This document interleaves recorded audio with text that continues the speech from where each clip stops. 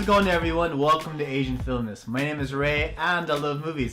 And the movie that we'll be talking about today is the 2017 anime film Mary and the Witch's Flower, directed by Yonebayashi Hiromasa. Fans of Ghibli movies might recognize Yonebayashi's name through his works Arrietty and When Marnie Was There, two of which I thought were pretty, alright, pretty average Ghibli movies, especially when you compare them to Princess Mononoke or Spirited Away, but they're still enjoyable nonetheless. But here Yonebayashi returns to direct this first feature-length film from Studio Ponoc. I'm not really familiar with Studio Ponoc, except that, like I said, this is their first feature-length film, and it seems like they're trying to establish themselves as one of the big name animation studios on par with Studio Ghibli. But Mary and the Witch's Flower is based on a novel written by Mary Stewart called The Little Broomstick. And the movie recruits the voice talents of Sugisaki, Hana and Kamiki Ryuunosuke, the latter of which many of us have seen in the hit anime movie last year, Your Name. So now let's talk about the story of Mary and the Witch's Flower. The story centers on the titular girl named Mary, who's a red-headed klutz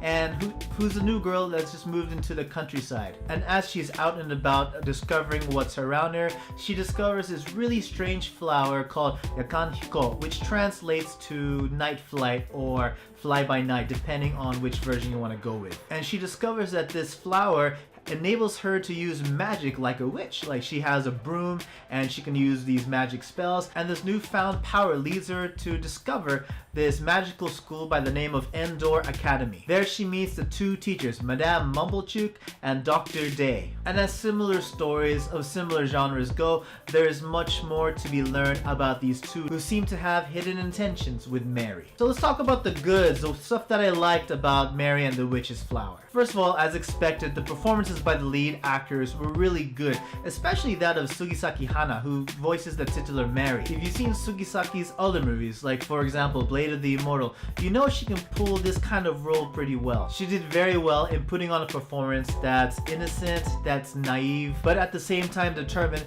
to accomplish what she set forth and decided to do. Of course, Kamiki Ryuunosuke did a very good job too, but we'll get more into his performance a bit later. And another thing I liked was the animation quality. It was top-notch and really did well in making the world come to life. Every scene that featured intense and magical battles was really awesome, and even scenes that were designed to feel kind of mysterious, kind of shrouded in mystery, the animation did well in representing those moments. And the world the story is set in, it had some really unique stuff going for it. For example, the brooms that the witches use, they each have a personality of their own, and it's pretty cool to see how the way the brooms were animated and how the animation was used to represent each of their personalities. The architecture design was really nice, the character and the creature designs were really cool. It was a pretty cool, fantastical world. I also dug the music. It did very well in capturing this really cool and eerie atmosphere when it needed to. And lastly, my two favorite characters out of the entire movie, the two cats, Tib and Gib. They were so cute and really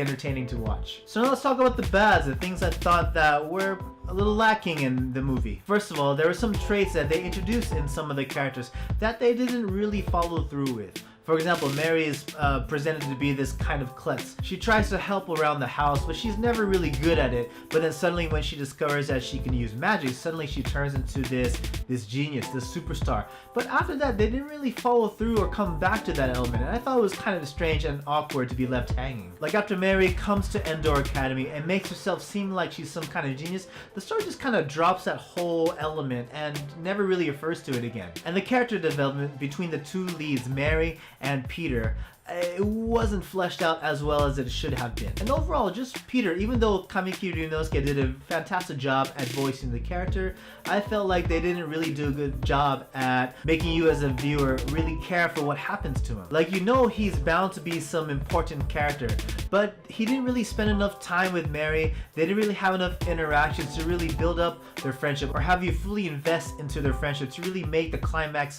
as believable as they wanted it to be. I think there should have been a few more scenes of them hanging out, just doing stuff together, but it was really just one scene before the really eventful stuff start happening. But the biggest gripe I have to say about Mary and the Witch's Flower you know, it's a story that we've all seen before. There's nothing really new with the movie, with the story, with the elements it tries to present to us, and it's loaded with a lot of cliches that you can expect from the fantasy genre, and it's predictable all the way. But you know, that's fine, because overall it's a light-hearted movie. It's as playful and as childish as it is fantastical. I honestly think Studio Ponoc just decided to go with this story just for something safe while trying to make a name for themselves. And it's not anything that's going to blow you out of the water. Admittedly, we've seen a lot of the cool elements featured in Mary and the Witch's Flower in many other Studio Ghibli movies. I mean, pretty much it mirrors everything you can kind of expect to see in a Ghibli movie. And if you didn't even see the Studio Ponoc logo, you might even think that this was a Studio Ghibli work. Now, is it bad? No, it's not bad. But is it good? It's not really good either. Because it's Studio Ponoc's first feature-length film.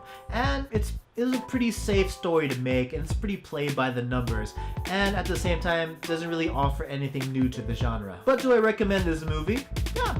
I recommend this movie for fans of anime, and especially fans of Studio Ghibli movies. But if you're like me and you compare it really hard with Studio Ghibli movies, you might not have a good enough time watching this movie. If you sit back, relax, and you just enjoy this fun and lighthearted adventure for what it is, then you'll be entertained. And so yes, those are my thoughts on Mary and the Witch's Flower. What did you guys think? And what kind of questions do you guys have? Let us know in the comments below. And once again, my name is Ray. You can catch me on Twitter at RayMaru555. And once again, guys, thank you so much for watching. And if you like what you've seen, don't forget to leave a like and subscribe so you can join in more discussions about Asian films. Take it easy, guys.